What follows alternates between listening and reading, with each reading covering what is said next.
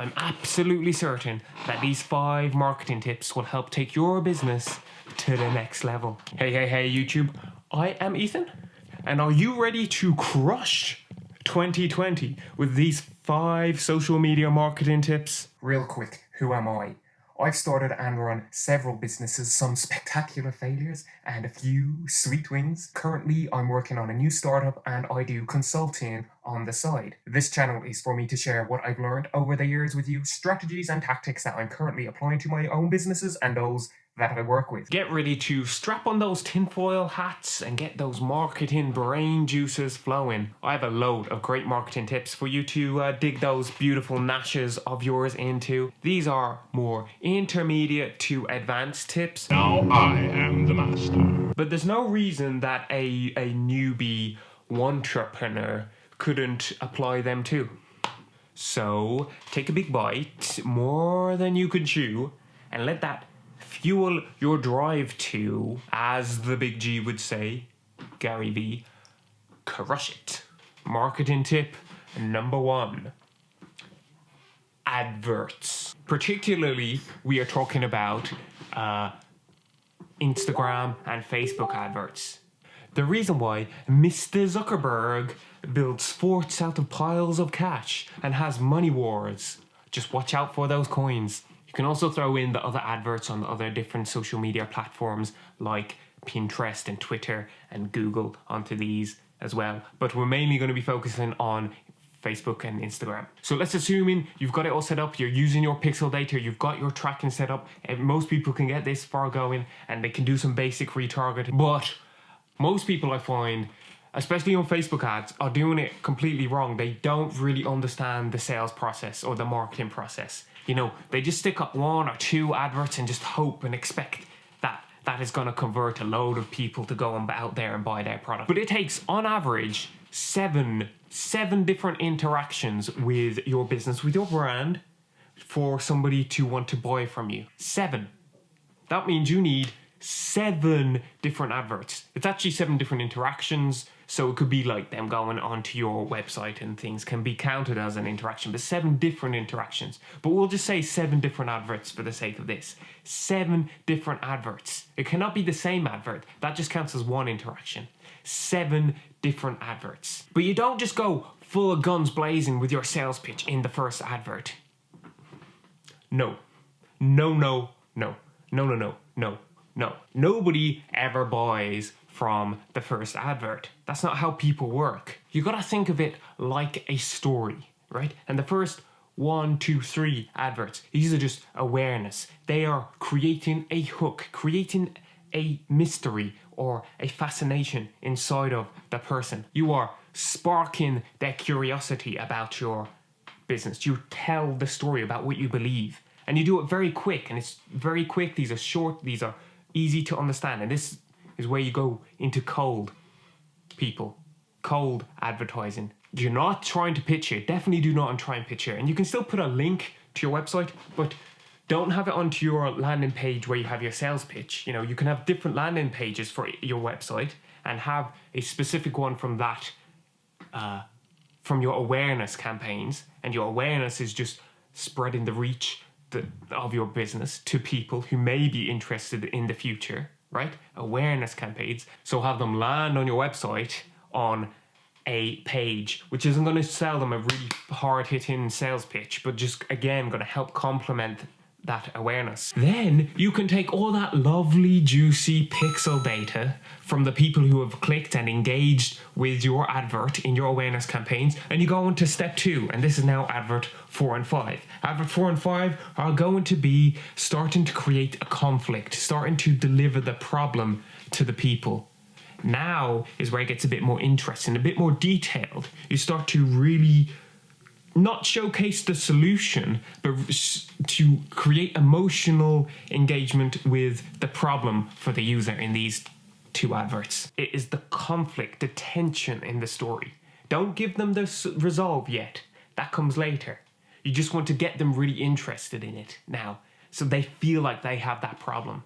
And then they're going to click onto your advert again, and they're going to click through to your website, and you can have another different landing page for them now, and you can track them all again. And so people are going through this funnel of these 3 and then into 4 and 5, and now they come to adverts 6 and 7. And this is now where you can start to put out your big guns. You can start to deliver your sales pitch. You can get them to land on your sales pitch on your website, where you can have another video which is your full sales pitch, but don't have that in the advert. Have the full sales pitch on your website, but have the beginning, the intro, the one people getting into it in the advert, and get them to click through to your website. It is a journey, a story. And by the time, the 7th time they've heard this, they've interacted with your business, they are so much more likely to want to do business with you, and your conversion rates should increase if you go through this process. And remember, awareness campaigns are super cheap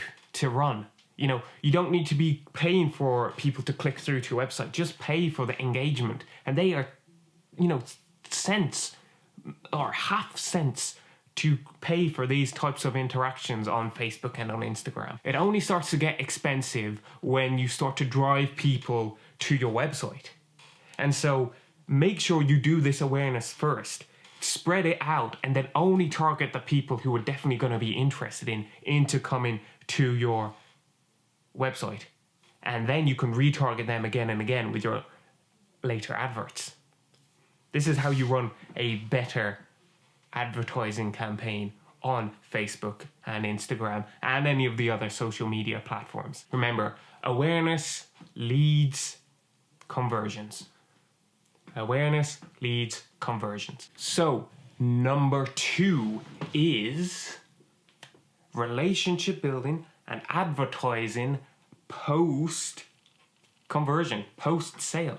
Because unless you are Chris Hemsworth, getting a second date is much easier than the first one. About 70% of your marketing effort should be going into the post-sale process. And yes, this means doing emails as well. Email marketing, if that counts as social media marketing. I'm going to stick it in there. Email marketing. And what you do with email marketing, most people do it wrong. First, you get permission. Second, you add value. Third, you make it personal. And fourth, you repeat that process again and again and again.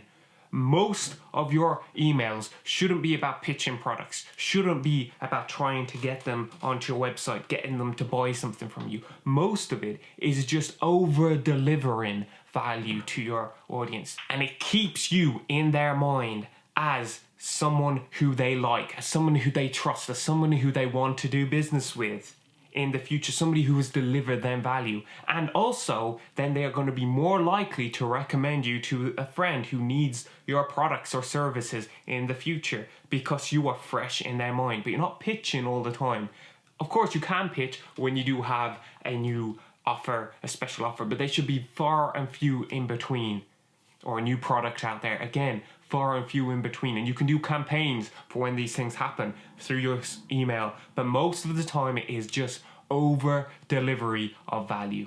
But don't just do it on your emails. You can do it in your advertisements and in your social media. You can show value to people on a daily basis. Engage with them, add value to them through stories and through information. Help them out. Don't just keep on trying to get them to buy your products, shoving your products in their face and in front of them. Tell them the stories that are going to be value to them. Tell them the information that they are looking for, and continue to over deliver on this value. And then again, it works the same way. And then you can pitch to them later. But it's just relationship building. That's what marketing means. Social media marketing is relationship building on social platforms. You know, share the story of your brand, what your mission is, and share stories around that. Share the reason why people want to believe in your brand. Reinforce that around you. And you can even also share people who are benefiting from your brand, from the overall story, more than the products. But also you can do the products as well, but just continuously showcase the brand rather than trying to convert with these. And just do that all the time. Make sure you stay relevant in their mind. Make sure you maintain and build and strengthen and reinforce that relationship with your consumers. Okay, so number 3 is collaborations. Find compatible businesses that aren't in direct competition with you and create collaborations on social media with them. Go out there to those brands and those businesses and create really cool videos together and really cool images. And you then leverage both of each other's audiences. It's very powerful, very easy way to do it. You know, and sometimes it may not be on a mutual level, so you may need to work out a business deal in between those, but collaborate with complementary businesses. For example, say if you are a chocolate shop seller, you sell luxury fancy chocolates, then work with a flower shop. Get in there with flower shops because flowers and chocolates go hand in hand. But very few people are in the business of both. And also in this tip is the opposite of collaborations, which is go to war with your competition. Create conflict with them. Now, you can go and ask your competition if they would be willing to participate in these types of marketing tactics. And they may be up for it, or they're more than likely they're going to be like, nah, man. But that doesn't mean you cannot do it anyway, especially if you're approaching somebody who's much bigger than you. People love drama. They love conflict. Just look at reality TV. It's absolute garbage, and yet people are hooked on it. People cannot be helped but drawn into it. And it creates such great awareness for both brands as people pick sides of the argument, of the conflict to root for. Think of like Apple and PC and how Apple ran those adverts for years, just slagging off PCs and how crap PCs were. Or last year with like Burger King and McDonald's. McDonald's lost the legal battle to be able to trademark the Big Mac. And so what does Burger King come out and do? Not a Big Mac. And shoves it right into McDonald's face. And there's nothing McDonald's can do about it. And if you don't really have anybody who you can do it on an equal ground with, again, use somebody who's way bigger than you. And you position yourself as the underdog. People love to root for an underdog and become that story in their mind and feel like they're crushing you and pushing you down, and you can just fight back against them. Don't let that giant trod you down. That is a story that people get behind. And once people and fans are gathering behind you and starting to engage with you on social media, then you can push them into your other marketing and sales funnels. But it's a fantastic way to build awareness. Go to war with your competition. Okay there, let's just take a breath. Let those few nuggets of gold sink into your mind, fester in there. I know most of you are going to be like, yeah, preach it, bro. Great advice. And then just forget completely about it and never apply it. I know, because I am like that too. I struggle to swallow my own medicine, as we all do. But I believe in you, and I believe in me too. And this year, we are going to take some great action and crush it. Okay, so number 4 is going to be competitions and giveaways.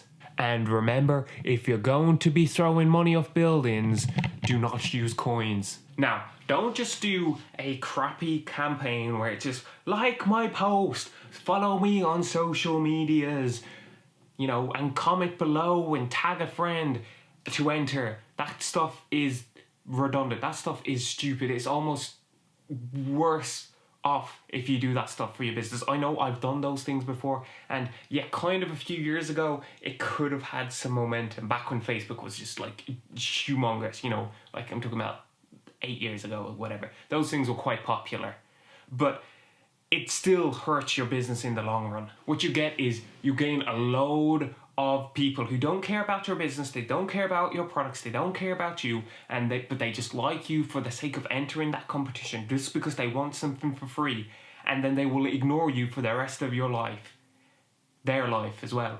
And what happens then is all of your posts, all of your social medias outputting into the world gets far lower engagement. And then if it gets lower engagement, it is delivered to less and less and less people. So you just hurt yourself by doing those type of competitions. It doesn't help in any way. That's not what you do. No, you're going to do competitions where you get people to enter the competition by doing something that celebrates what your brand is about. It has to be something of effort to get in there. And you get them to share it and tag you in their entry on social media. So it has that viral effect. For example, if you are selling skateboarding gear or whatever, have your audience learn a skateboarding trick, and they have to show you the progress of the week of how they've learned this skateboarding trick, and then they have to enter in their completion of learning the skateboarding trick. And that has to be the entry. It's a lot of effort to learn a new trick. And what happens is people who are into skateboarding are going to be like, I want to learn a new trick. They're already trying to learn new tricks, and like, this is an extra motivation for them. So they learn that new trick, they put it on social media, they tag you in it to get that campaign going. And what happens? All of their friends, and what are their friends probably into? Also skateboarding. So their friends who are into skateboarding see that they've entered a competition for your brand, which is about skateboarding, and then like, hey, I want to enter that competition too. And blah, blah, blah, blah, blah. It continues and spreads around the people who are going to be your fans, people who will actually be interested in your brand because you are doing things that celebrate what your brand is about. And then when it runs, you can give out multiple winners every week or every month, however often you want to do this, and give everybody who enters discounts into your store. So multiple winners can get that prize, but also shout them out, showcase them on the winners. You're going to have a video which is like, you take the best tricks and you edit it into one video, and you tag the winners in that video so they get that shout out. Right, it's an extra motivation, because what do people want on social media? They want more followers, and by doing that they're going to get more followers. So it's an extra thing. They want to get that shout out, as well as the free stuff, as well as they want to learn a trick. It's just win, win, win, win, win. And my last tip for today, number 5, is focus on the heart, not on the aesthetics.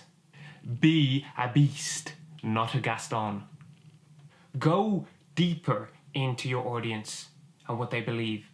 This shallow surface level crap has no value.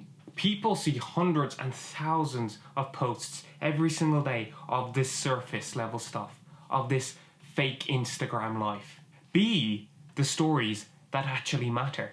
Teenagers' feeds are just full of memes because they've got nothing else interesting in their life. They just go to school every day. And so what do they show? Memes, and they have no depth in them. And what the adults have, they have pictures of people when they've gone to Thailand 4 years ago still popping up on their feed. And it's like, great, I'm sure you had a nice holiday.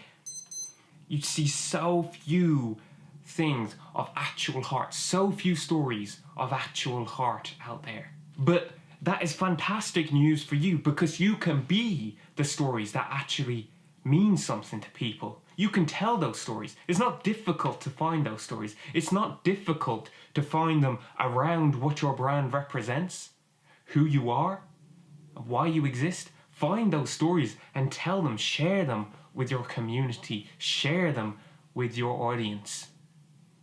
Let them believe it too. You can easily stand out by being the only brand that is focusing on their heart. Okay guys, I dare you to try one of these strategies. You can thank me later.